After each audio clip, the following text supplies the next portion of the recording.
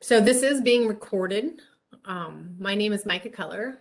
I'm the secretary for IGIC, and I want to welcome everyone to the February 2022 Lunch and Learn. It's part two of our kind of member show and tell of different topics that we did last month and then this month. And we'll be sharing this video out with those that were unable to join. If you do have anything, we have pretty informal presentations. There's going to be 3 today, myself, Greg Jameson, and Dave Kroll on different topics. And I'm speaking for them, I think, hopefully not out of turn, that if you have questions or things as we're doing this, feel free to pop up. If someone, normally I kind of pay attention to the chat, but when I'm doing my presentation, if someone would pay attention to the chat, some people either don't have a microphone or aren't quite comfortable interrupting. If someone wants to monitor that, Josh, maybe that would be fabulous. I'm going to start by sharing my screen. So I had a weird project land on my lap last year, and so this is kind of a fun, different one to share with everybody. So last year, some people may not be aware that I did some mapping for RAGBRAI. The host town maps that they used during the RAGBRAI, it was coming through the community in which I live, and I had some experience in the past doing it, so I got tapped to do that. And I'm not actually here to talk about RAGBRAI, but there was some, I guess, a local newspaper article. I wasn't even aware of it in the Marshalltown paper. I at the time worked for an engineering firm that was based out of Marshalltown, and another person saw that article and approached CGA, the company I was working for, about a mapping project that was related to conservation and a storybook. And so I ended up working on this project. It was quite unique. Before I share my screen, I wanted to show parts of, so this is a children's book, put that in front of my camera, that somebody had written in relationship to a conservation property, part of Marshall County's conservation, called Grimes Farm. They have a nature center there, they have a playground, they have trails. It's kind of their flagship property for Marshalltown Conservation. So she had written and was working with a local artist and a publisher creating this children's book. And so she wanted some kind of a component, an online component, to go along with this children's book. So it was quite a different project. There's a lot of different things we could have done. There's a lot of things I could see this expanding into, but there's also a finite budget. And so we went with a kind of a low-hanging fruit, fairly simple solution that was fairly budget friendly also. So I'm going to share my screen.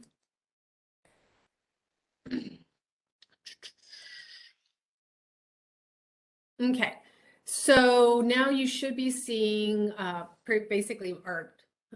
It's a drawing, it's a PDF of a drawing. So this is kind of what it ended up looking like. So she had a map component as part of this storybook, and this was completely drawn by an artist and a local artist. And so it had a very hand-drawn feel to it. So that was kind of gave us the overall look and feel of the book. So this was what it ended up being. The very first thing I was ever handed was a physical tactile, I would say 14 inches. It was bigger than 11 by 17, but it was actually fabric and paper map. And we physically scanned it, and I georeferenced it to get an idea of what it looked like. But this is what it ended up being in the book. It was scanned. So I wanted to show this just because this kind of gave you an idea of what the start of it was. You can see here that in the middle there, we've got locations that they wanted to point out in the book, and different color codings of things. So this kind of was the theme, if you will. If I was going to make a mood board or a storyboard or a decorator's board, this would have been on it. So this is what we ended up doing. So I ended up doing a story map. It is one of the classic story maps. I really wanted to utilize a newer story map, but this thing just worked so perfectly. It was really, I kind of kept coming back to it. So this was what the end product looked like, but I wanted to show a few steps before we go through here. So one of the things I did is I had previously created a QuickCapture project for the engineering company that I worked with. And this one was rather generic. It was just strictly a way for staff to take photos in the field and get a geolocation with that photo. For those that are unfamiliar with QuickCapture, it's an Esri product. I call it a one-trick pony. It does photo. It's really designed for dead easy photo collection. Someone's got the app on their phone, they click it up, there's a big fat button that you can hit with your finger easily on that phone. It snaps a picture, you can take a note about it, and that's it. I mean, what it does really well. It's not complex like Survey 123 can be. You have to really set it up ahead of time. It's very robust if it's set up properly, but it is kind of a one-trick pony. But one of the things I love about QuickCapture is that you can use it for photos. It automatically creates a point layer with those attached photos, and it's an easy, plus the photos are not stored on your phone. So if any of you have worked on any kind of photo collection projects, I found out in the engineering world, they're always taking photos of different construction projects and different stages of products in the field.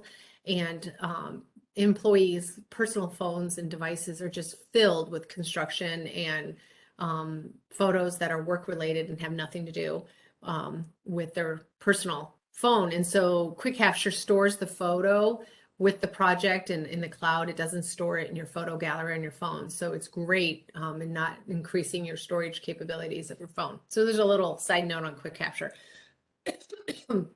So what this did is I used that app one day last summer, gorgeous day, got to go to and walk the trails at Grimes Farm. And so you can see here that we took a variety of photos along the way. So she kind of basically walked me through her story that she had written at the different spots and locations at the Grimes Farm. So I took a lot of notes and photos that kind of basically followed the story. So the premise of the story, it's a children's story. The premise of the story is two critters, a mouse and a moose, are having an adventure, and they're basically playing some kind of a hide and seek game and exploring Grimes Farm is the premise. So as you can see in some of this area, there's these trails, but that's really quite heavily wooded and treed. So this it was very nice to be able to capture the geolocation, because as I was working at the locations for the looking at all this tree area, it was really tough to see my different areas that she was trying to point out. It really helped being there on the ground. So I took all these photos, and the idea was we wanted to incorporate real life photos along with the story. There's a playground here, and so the little critters have an adventure on this playground. And so and things are referenced in the storybook, and so we wanted to make sure and take some pictures of the things that were at this playground, so as kids went through the story, they could see this. So this was part of the field collection, and then the rest of it was just kind of incorporating the photos and the map image together, the photo images. So then, let me jump to the right.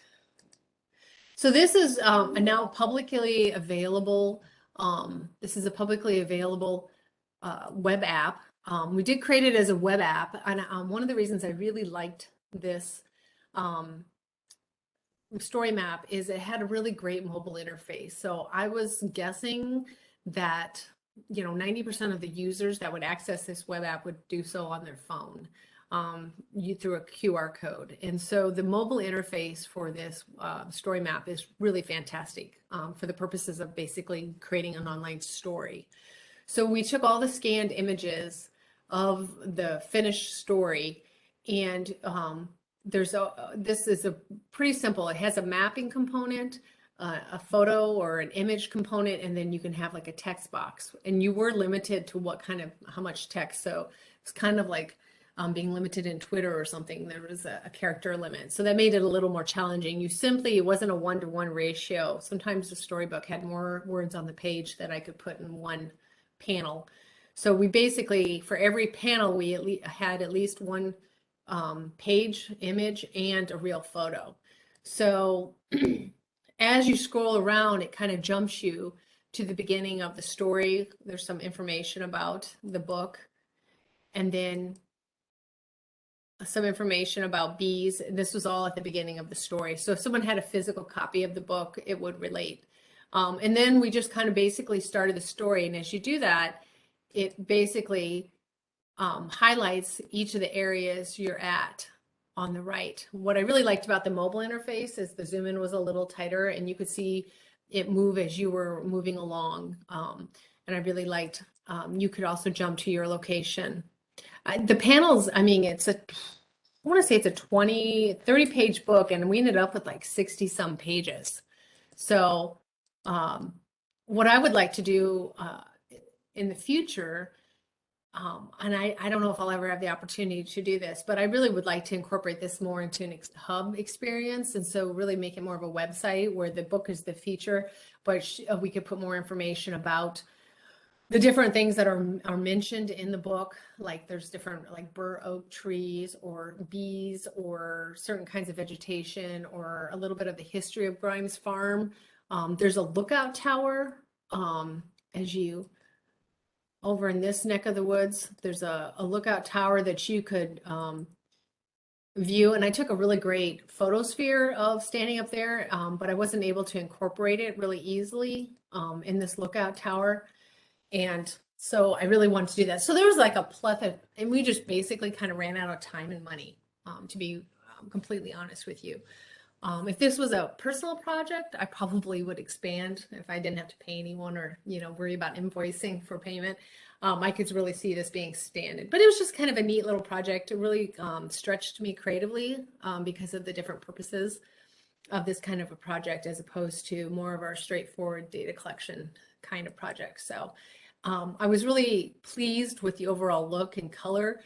We did incorporate into the map some of these symbols that were used in, you can see they kind of correspond with the symbols on the map. And that was not there originally, but in talking to the author, as I talked to her about the different kind of, if we wanted to highlight things like the lookout tower and the nature center, we needed some kind of icons. And so she went back to the artist and had the artist kind of create some of these icons that fit in with the color scheme in the book. So anyway, a little artsy fartsy project I got to work on last year that was pretty fun to stretch the creative juices a little bit. So that's what I have to show. Micah, that is so fun. I Yeah. think we would all enjoy doing something like that. Yeah, it really scratched that itch. And like I said, the negative part of it was just, finite budget, which is just kind of the world that I was living in or that we live in. And Small I note think, on QuickCapture. QuickCapture is often used for things like trails and roads. You can capture lines on it, not just points.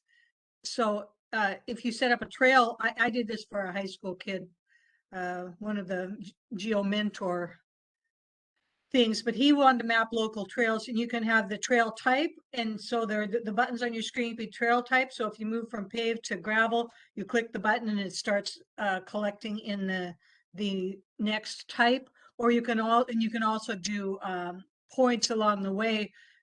It needs repair here. There's a sign there, down there. Or you could do like this is a scenic overlook. Stop here and you can add some photos of the view so people know that they should, that these things are coming up that they're investigating. So there's a little bit more you can do with QuickCapture. and thank you for mentioning that. I've always used it mostly for discrete locations of points. So that's good to know.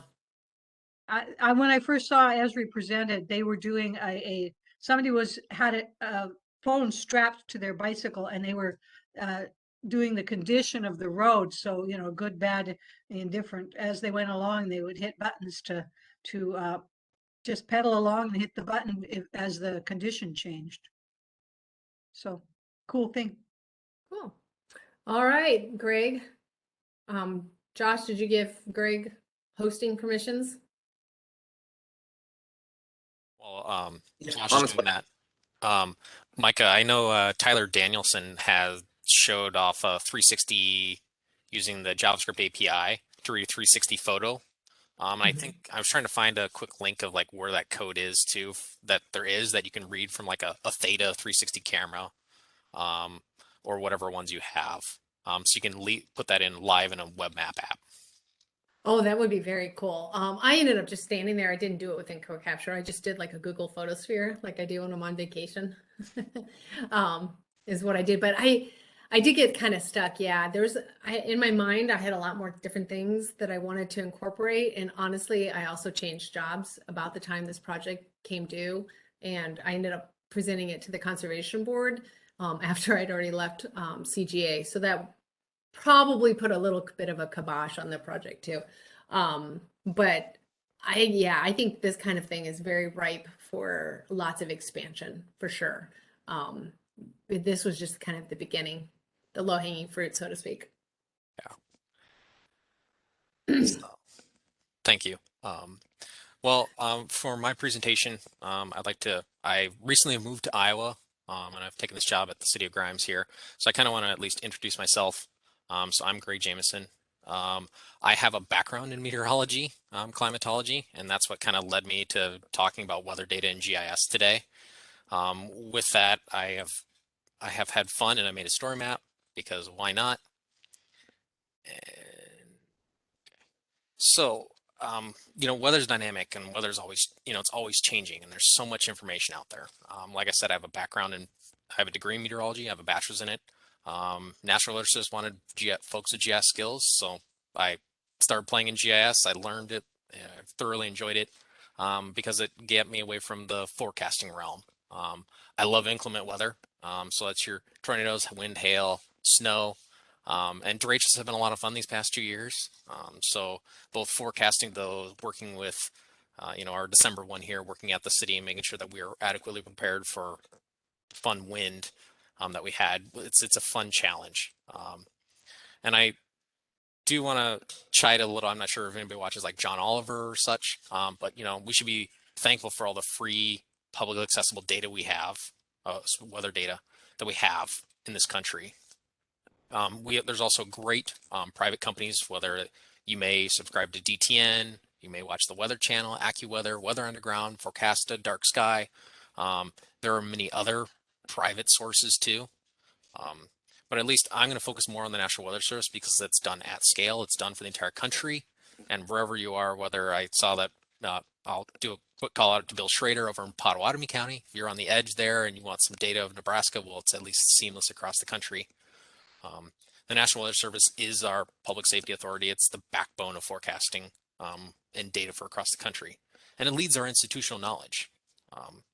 The thing is where with any source of data, what's the underlying driver of it? Private companies' goal is to have your attention to answer a specific question. They're very good at that. Now, if it's a media driven, they're more likely to overestimate events. They want you to tune in. When I was getting my degree, about a decade ago, one of the interesting research articles was talking about that media companies will underestimate, the National Weather Service will be most accurate throughout. So if they say 10% chance, it's really going to be likely a 10% chance. If it's a local TV station talking about weather, they're going to overestimate those lower chances. So they'll say 30% chance because they want you to tune in. But they're also more willing to say the 100% chance because they know that globally in the metro region, they'll be correct versus how the National Weather Service defines their accuracy.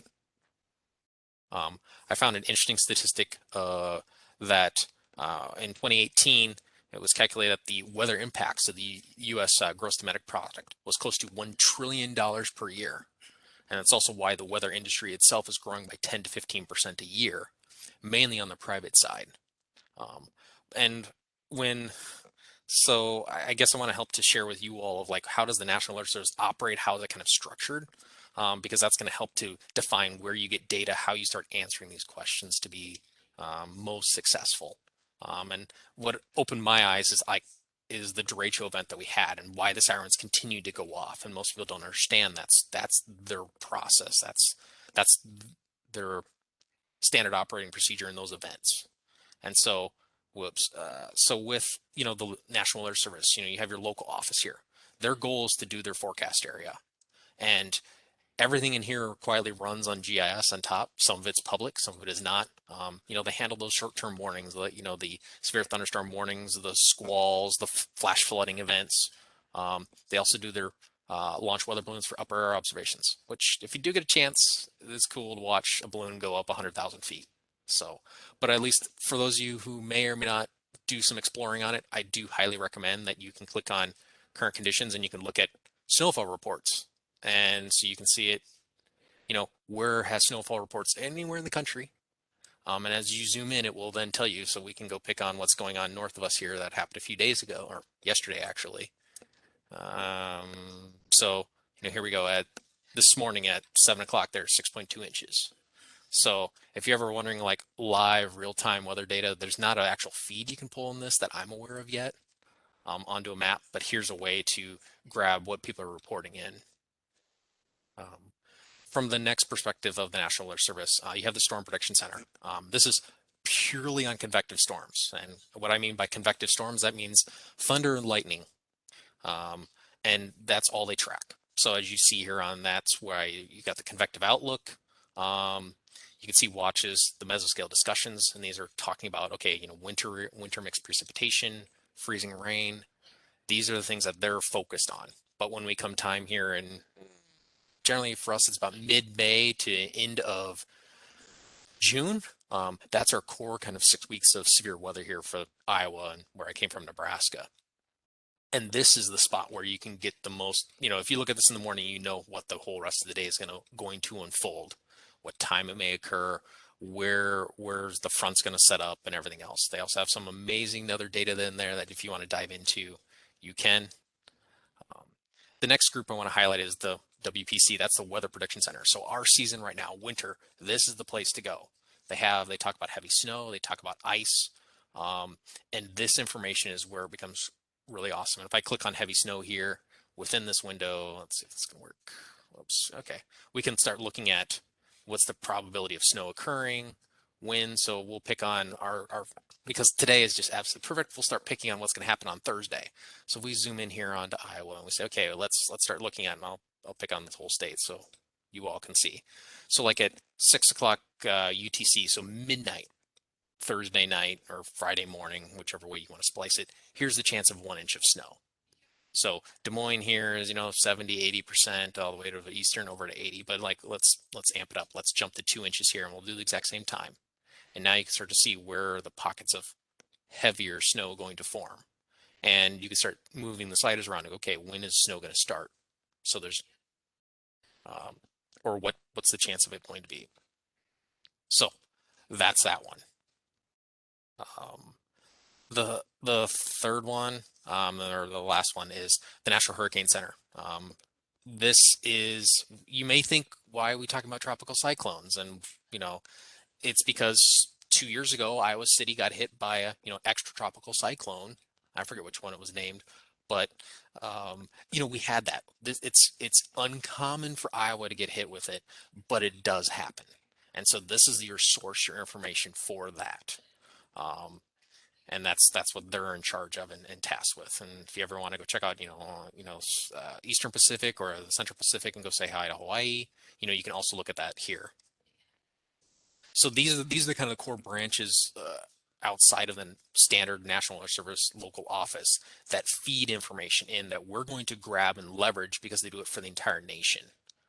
And so if you want to actually pick on their feeds, they have a great StoryMap here of all that information from, radar. You want your national forecast charts, all of these are interactive. You can look and see everything's live. You want just your rest endpoints. Here you go.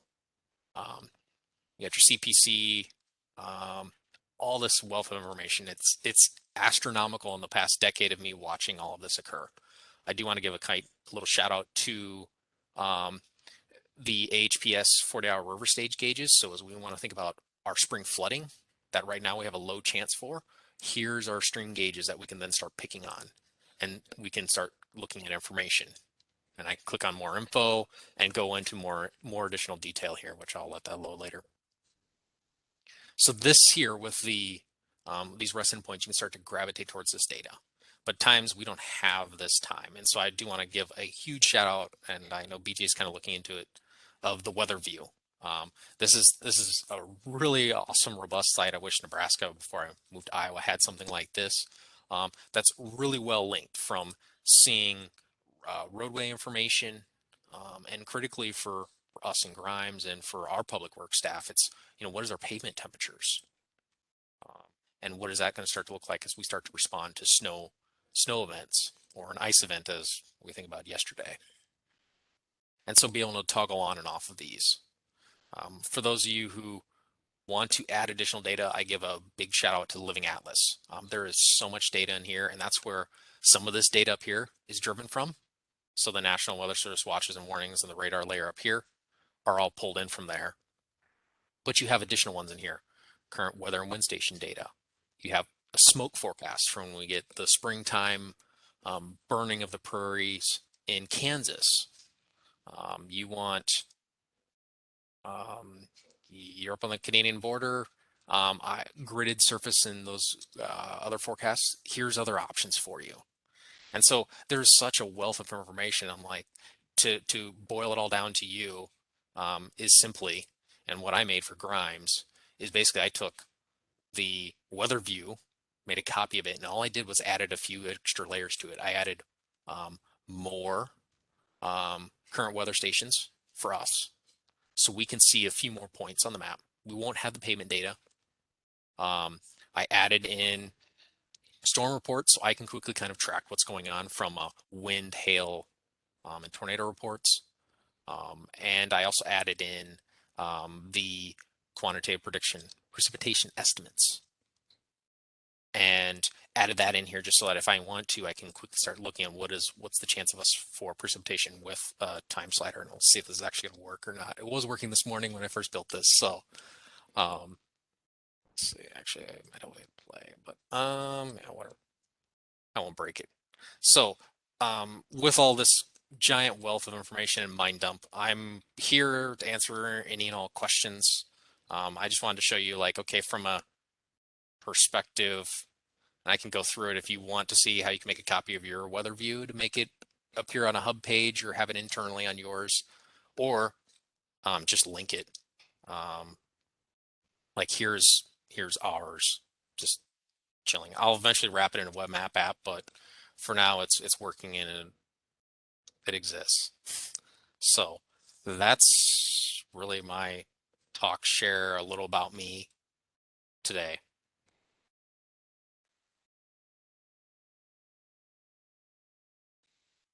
So is there any questions, any thoughts I can share? Very cool. It's really nice to know that someone has your background, Greg, that we can tap into, because every once in a while we do have questions come across the IGIC listserv about weather and incorporating weather data, but it's usually rare enough that no one can ever remember anything that was discussed previously. Yeah, and I will say with the Living Atlas layers and most any weather data, unless you're paying for it, most of the time the lag time is anywhere from like 0 to 5 minutes. So at least be cautious of that for when you're actually having a actual like event, like a tornado warning, basically, to be cognizant of that. So, but or like if you have a derecho event, like, okay, how does the National Weather Service operate and go through this? Well, they'll look at that 20-minute slice. Well, I am comfortable enough to start looking out the hour or 2 hours ahead and start going, where is it going to be? What time is it going to be? What is it going to look like? Physics governs everything, so it's just solve the math problem. Fabulous. Anyone have any questions for Greg? Thanks, Brian. Enjoy the extra data. Go get lost. All right, we're going to turn it over to you now, Dave. Feel free to introduce yourself and take it away. All right. First of all, can you hear me? I can. Awesome. Well, I'm Dave Kroll, City of Johnston GIS coordinator, actually neighbor to Greg, who is just presenting. And we like to get together. It seems like we originally set out once a month, but it seems like every other week we seem to get together for lunch and geek out over whether it's weather data and GIS or something that affects both of us. So thanks, Greg, for that. And I'll be hitting you up on some information on how to consume some of those services, whether it be through the DOT Weather View or other. What I'm going to talk about today is a little bit, is kind of my personal struggle with moving from ArcMap to ArcGIS Pro. And when I was putting this presentation together, it was kind of evident to me that this has been a long time for me, and sure, there's been some speed bumps along the way, but I was really kind of introspectively looking at why I struggle to adopt Pro and why I'm not further along in the curve than I am. So let me get going here, share my screen, and there.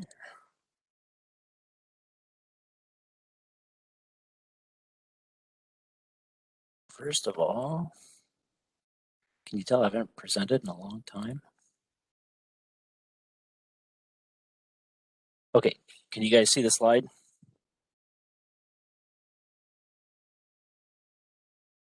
Yes.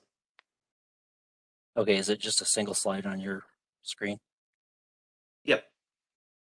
Yeah, you look good. Okay, thanks. All right, so as you can tell right here, I've got my pictures of my two dogs, Poncho and Louie, because who doesn't love dogs, right? But I'll come back to that later because it does have some significance in my journey to switch from Pro to, or I'm sorry, from ArcMap to Pro. Again, it reminds me of the days when I used to work for the city of Ames, and we went through like a middle management course on about who moved my cheese. And I noticed the older I get, the more reticent I am to adopt change. And it's kind of unfortunate because I didn't used to be that way all the time. So it's not, okay, here you go. It's not letting me advance my slide. Give me a second.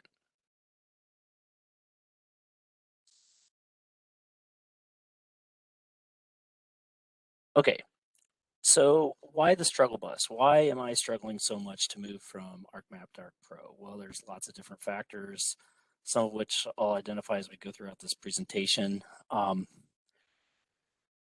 of the biggest things for me is we were at a point here at Johnston where we were migrating from pretty much a one-man GIS shop to the enterprise. So that added a whole different layer of complexity onto my journey. I've known that eventually I was going to have to get to Pro probably for about 6 years. From the minute that Esri starts to introduce a product, you know that there's change afoot and you better get ready or the train's going to run you over. So in looking back, I think some of my first steps that I took was to take Ken Wilkerson's Going Pro course at the ITAG conference. And I think that was back in 2018. And right away, I was plagued with one of the things that we'll come back to a little bit later was licensing. Even in Ken's class, it was bring your own laptop. And as long as you have an ArcGIS online account, you know, you can grab a demo copy of Pro and get in and do the exercises. Well, I found out even though I brought my laptop, that's great. Pro was installed, I was ready to roll, but even halfway through the class, I couldn't do the stuff because my ArcGIS account was so convoluted because I have like 4. So, and we'll talk a little bit more about that later. So in 2017, 2018, again, I said we switched to more of an enterprise GIS setup, which also caused me personally some licensing issues, but the way that we had it configured, because apparently nobody in the Esri ecosphere did it like I do it, or whatever. Must just be that atypical. But so previous to that, I had dabbled with ArcGIS Pro. I had it on an intern's machine here so that they were an Iowa State student. And so I figured they were probably using Pro in their classes. So what better way to learn by learning from the student that you hired to do summer internship. So I had it on a machine, a single standalone machine. And that's when Pro was pretty much still in beta. And I kind of was working through some stuff and I used it to deploy some, you know, some solutions for local government. One of them was like the capital improvements program through the local government information model. And that worked out pretty well, but right away I figured out, oh boy, editing in Pro is much different than I ever thought it would be. And it was going to be a steep learning curve for me. Fast forward to a couple years ago, you know, COVID came upon us and instantly everybody was thrust into a work from home environment. I thought, this is fantastic. I'll have all the time in the world to work at home. Nobody's watching over my shoulder. I can learn pro in a heartbeat, right? I can go through all these exercises that I've been meaning to go through the past 2 years from Ken Wilkerson's course, and I'll get a jump on it. At the same time as that was happening, one of my coworkers was starting to use a little bit more pro. And this is kind of a medium GIS user, definitely not a daily guy. And I only have 3 people in my office that actually do use GIS, and they're all at different levels. So he was kind of pushing me. He's taken some Esri courses and things. And so I kind of had to get my crap together and figure out what I was doing so that I could support him. So also I decided, since I didn't really get a good shake at taking Ken Wilkerson's course, I'd do it again at the next ITAG conference, which I did, and it was very helpful, probably more helpful than the first time I went through it, because I had dabbled just a little bit to be dangerous, and I kind of knew what he was talking about when he cited some of the pros and cons. And then the last thing that happened was last spring, I got a new laptop for work. And previous to that, I'd been running with just, hi-fi desktop units. And so I decided that after going through several emergency disasters that I needed to move to more of a laptop platform to be a little more mobile. So if you look back to this slide, I started messing around with this stuff in 2017 and probably in earnest before that. And now it's 2022, and where am I at? It's like 4 or 5 years of my life. You'd think that I could move from ArcMap to ArcPro in a shorter time frame than that. So let's circle back to some of the issues I encountered right away. Licensing. I don't know if you guys experienced this, but one of the biggest frustrations that I have with Esri is their licensing thing. I think it's great. I think the issue is it's so flexible that it's actually complicated. And the issue with ArcGIS Pro and licensing is, you can license this through your ArcGIS personal account, right? You can license this through your ArcGIS for Organizations account. You can license this through your local portal if you're running enterprise and have your own portal. And so what happens is, and for good reason, if you look at this slide, all the logins look almost identical, but they're not identical. And you can log into one of 3 different accounts here if you're not careful. And of course, I stepped on that banana peel and couldn't, it took me 1.5 years to sort out how I was logging in, how it was licensing Pro, what portal I was on, what data I was consuming, where I was putting data, et cetera, et cetera. I'll touch real quick back on this. One of the issues I was having is I had, up until this last year, run an on-premise license server, running a license manager that would check in licenses, concurrent licenses of ArcGIS, including map. And so when we migrated to enterprise and I installed Portal, I chose to license through Portal, but I didn't realize that you have to be able to see your license machine on your network to check out a license for Pro or Map or anything, right? So that really hit hard when we all went home and worked from home for COVID, because none of us could even log in through the VPN to see our license manager. And so had I known then what I know now, is it's pretty easy to switch to licensing through your ArcGIS for Organizations, provided that they were set up. But at the time, I didn't understand that those could be set up to mirror each other, basically, or each username would be exactly the same and password. So yeah, so again, pandemic licensing at home was an issue. At the same time, everybody else thought, like I thought, hey, let's start to learn Pro. Well, we've got this time when we're working from home, nobody's looking over our shoulder. And then also, one of the projects I was working on at home was we were going through a huge comprehensive plan update, and our consultants out of Minneapolis they were in the middle of using Pro too. And so the lead guy that I was working with was landscape architect, and he wanted to keep all the stuff in Pro. So here I was feeding him data from ArcMap and just trying to open Pro just so I could, feed him stuff that he could consume, and then ultimately knowing that the product was going to come back in, in layer X files or, ArcGIS Pro project files.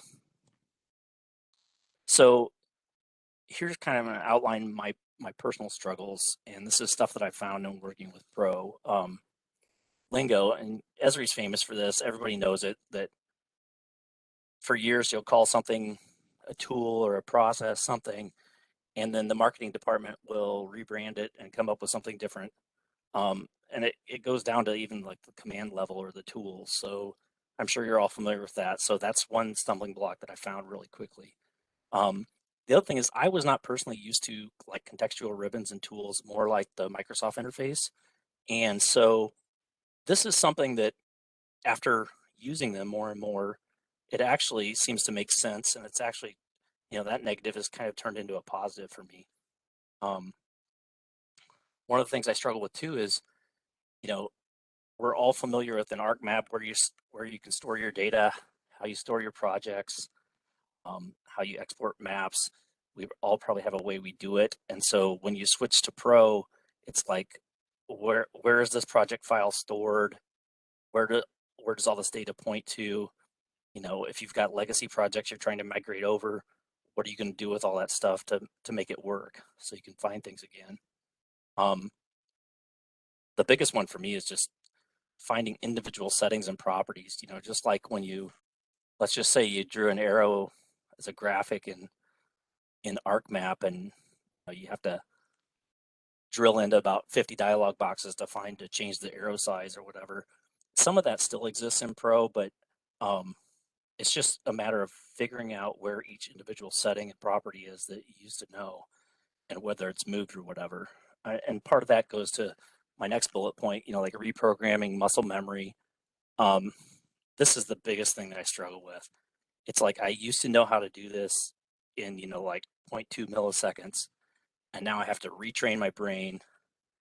What do I do to do this, to implement the same workflow that I've done hundreds of times before? One of the things that's just really hit me is interacting with like the enterprise data connections. And now that I can access Portal, I can access ArcGIS Online, the Living Atlas, as Greg mentioned. This is actually a really good thing. Although at the onset it seems like it's a problem, but the way that you consume data in Arc Pro is so much more versatile. And essentially, Esri has told us that Pro was built to consume multiple data sources from different platforms, and it truly does that once you get used to how to connect to each of these different things. And so this is one of those things that also has turned into more of a positive. At first it was kind of a pain in the butt, but as you work with it and get more familiar with it, it gets better. And then lastly, one of the things that I struggled huge with was the time required to do a project wholly in Pro. Now, I don't have people coming to me saying, hey, your projects all your deliverables need to be in Pro. But I know that in the long run, Johnson's going to be better off if the stuff's in Pro, because at some point in the near future, ArcMap's going to be deprecated. And so part of the thing is I have to decide which projects I want to migrate over to Pro, or which ones I just kind of want to let deprecate and go away. So let me talk a little bit about some of my strategies that I was using to figure out how I could migrate over, because I was really struggling as of a couple of years ago, and I wasn't really making any progress. So I thought, hey, let's just cut the cord. Let's just take the nasty plunge, and I'll just suck it up and get over it. So when I got my new laptop, I decided to keep this laptop clean. I was not going to install ArcMap on it at all. And to this day, there is no ArcMap on my laptop. So I was literally forcing myself every time that I thought about going back to do something in ArcMap, I would have to think about, is this something you could do in Pro? Should you be doing this in Pro? Yada, yada. So it sort of worked, but not really. The issues there were the need for when somebody comes to you and says, hey, I need this and I need it in 5 minutes. You have to revert back to what you know. So then physically I was running 2 machines on my desk, the one that had map on it and the one that had Pro on it. And so one of our IT staff said, well, hey, why don't you just run your old machine headless under your desk and just remote into it so that at least I could access it that way. And that's kind of works as a stopgap, but it also served as just enough pain in the ass that I would have to make those decision points and know that I need to be moving to Pro. So here's some things that worked for me. When I really started using Pro was, take any small given task that you would do in ArcMap and break it out and then try it in Pro. So one of the things I do quite a bit is, like Micah mentioned, orthorectifying, whether it be a map, a poster, or something. So, I would just say, hey, take a given map and orthorectify and just try a single task in Pro, learn how to do that, and then be done with it. And then get out and go switch back to ArcMap, which is what I've pretty much done. Some other things I've had success in doing were just creating a geodatabase from scratch in Pro. Maybe it isn't related to any project at work. And then completing the rest of the project back in Map, where I was more comfortable, in order to meet certain time critical deadlines. The other thing was, just trying to bring in a data set and then edit it in Pro, just for the sake of doing it. Baby steps. Just take one feature class and edit that. And then likewise, because I also was moving to the enterprise, was learning how to edit on an enterprise feature service versus, just a typical on the hard drive data set. The other thing that you can do is, when I really got a time crunch, it's like I wanted to use the enhanced graphics capabilities of Pro. I would take a map, I would do it in ArcMap, and then I would use the import feature and bring it into Pro, see what broke, repath the data sources, and then also use Pro to finish it and then export out. So one thing I learned real quickly is that the export to PDF functionality in Pro is so much better. It seems to work better. It presents a better result. And so that's a huge thing for me. Okay, so, it's not all being negative Nelly with Pro. And it may sound like, I'm kind of banging on Pro a little bit, but actually, the more I use it, there are certain things that I find that I really like much better. And obviously, the big selling point for me personally for going to Pro is the ability to have multiple layouts and multiple map documents in one project. This is huge. Last week, I was working on precinct maps, and I've got probably 10 different layouts and probably 13 different map documents all in one project. And that is actually, for me, that's super big. But there have been some speed bumps there too, so you got to be aware of that. The other thing is, this is where I was talking about calling one thing, and then naming it a different thing for marketing. They used to have the map series, or now they have the map series product, and before it was data-driven pages.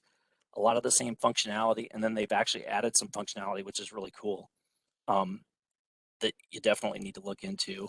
Again, I mentioned before, the export to PDF is pretty robust, and it presents a really good project. One thing I have found is the documentation and the help is actually really good. The one thing that I struggle with is I wish they would have like a sort of like a translation or cheat sheet. Like, if you know what to call it was called in ArcMap, and you want to do the same thing in Pro, it'd be kind of nice if you had like a Google Translate for documentation. I have noticed in Esri documentation, it's been much better about which versions allow certain functionality and which don't. So that sometimes will alert you to a potential hiccup. The other thing about this, I will say, one of the things I really like is the search for tool in ArcGIS Pro.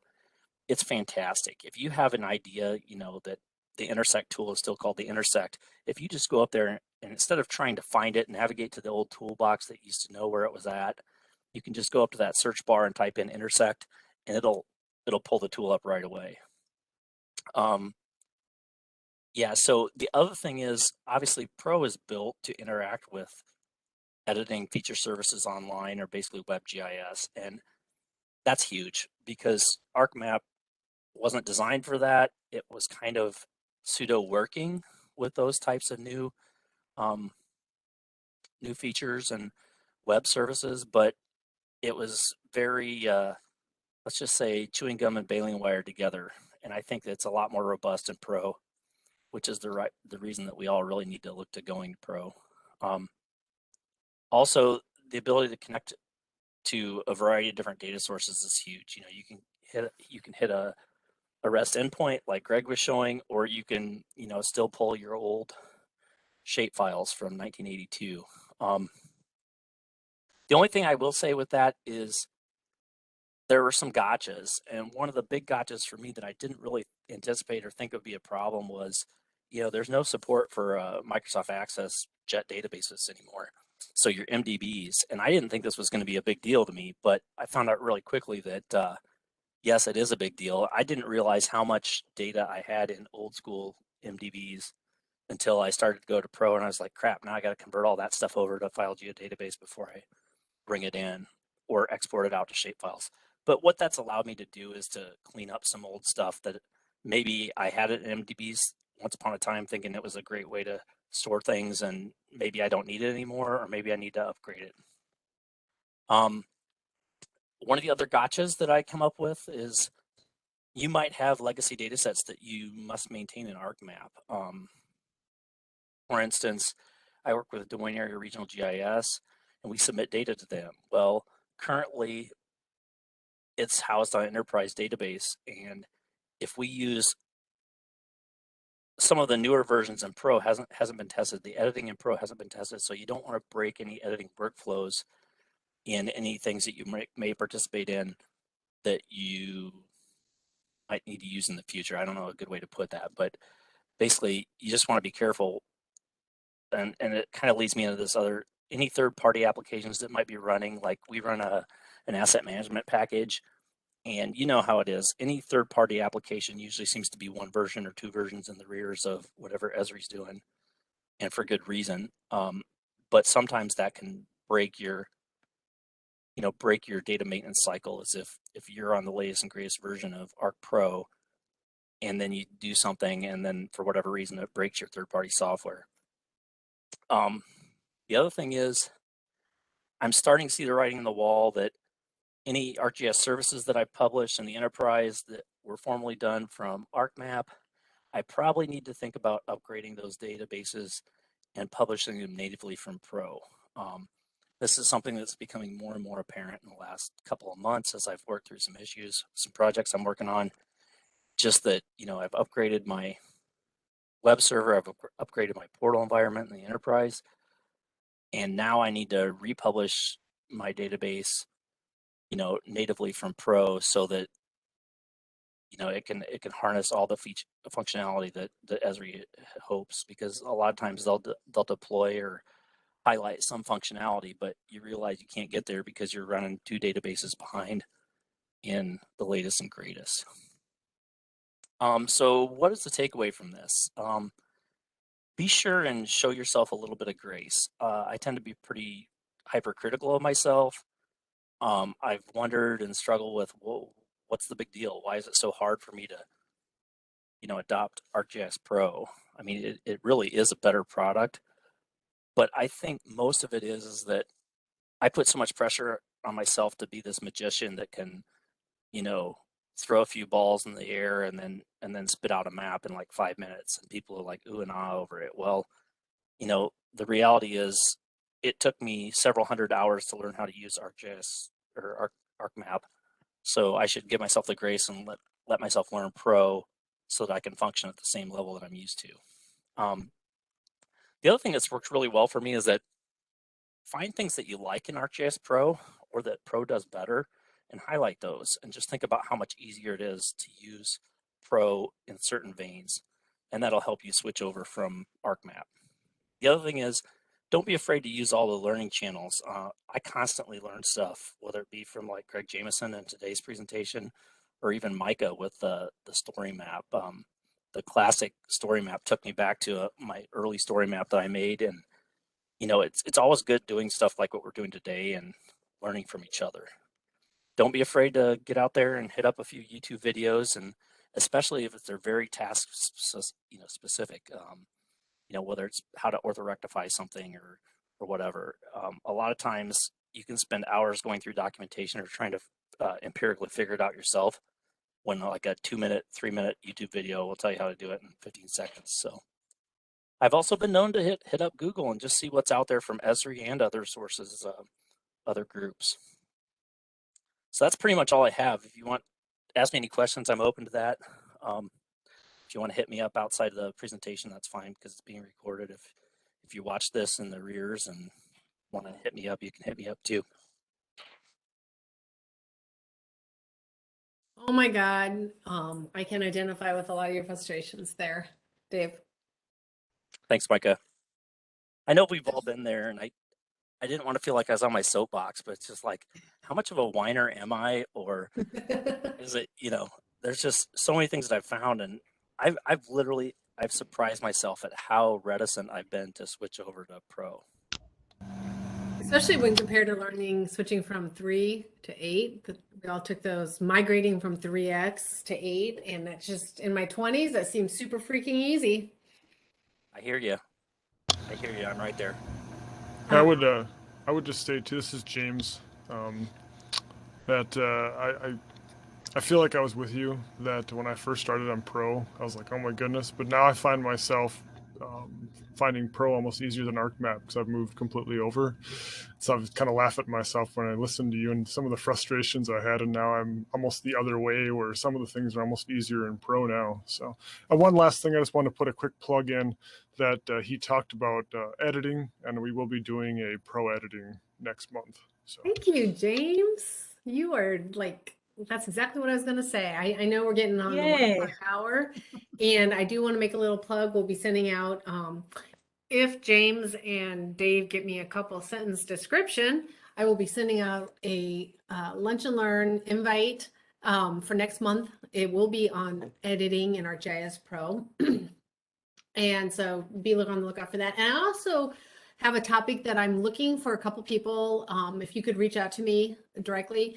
we're going to be doing a future lunch and learn on ArcGIS online organizing. So how organizations are keeping track of who, what, and where is doing, anything. So if anyone has strong opinions or has had some great success, I encourage you to reach out to me. I'm putting together a panel on that. So I would like a variety of people to to talk and discuss about that.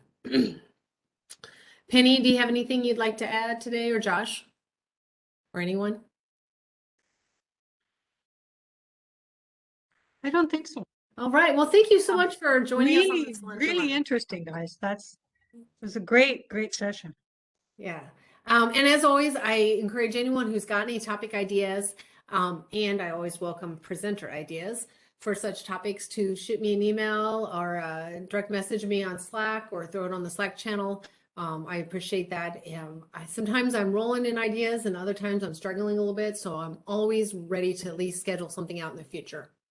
So I appreciate everyone and willing to do a presentation today, and I look forward to what James and Dave are going to be talking about next week or next month. All right, stay warm out there. And I hope everyone has a great Wednesday. Thank you. Thanks, guys.